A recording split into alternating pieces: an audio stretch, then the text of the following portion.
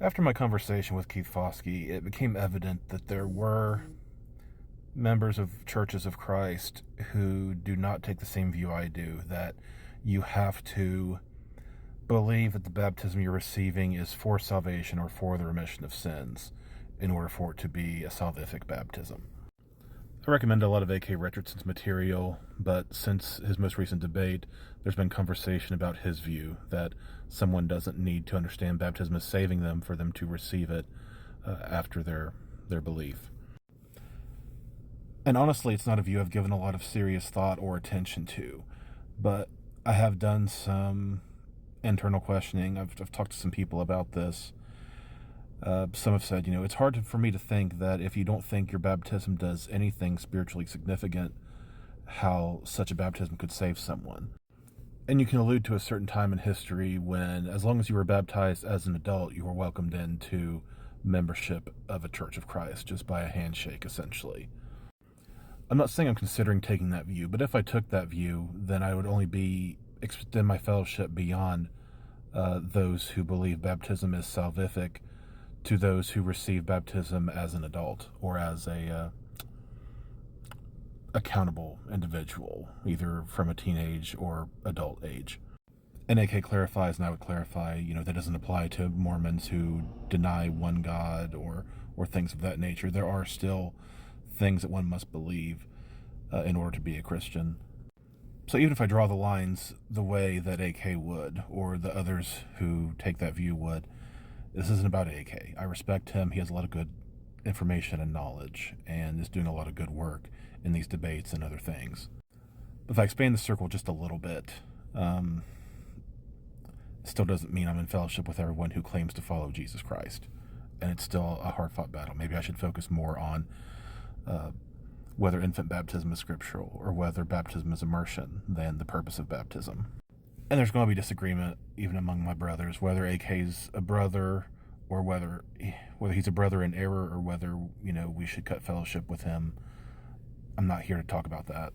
But I am really disappointed in the reasoning that he gave, because he's normally a very logical and analytical person. And I don't think his reasons for saying, well, someone doesn't need to believe that baptism saves to be saved.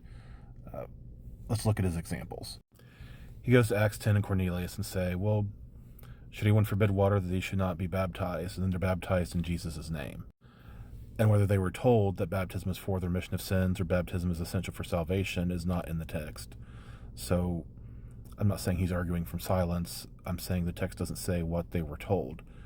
But if we're defining baptism in Jesus' name already in Acts chapter 2, verse 38, there's no reason to think that this baptism would be any different, or that there wasn't some communication in, teaching them the gospel. And if they taught them later that baptism is for the remission of sins, then what would they do with that information if they didn't know it at the beginning?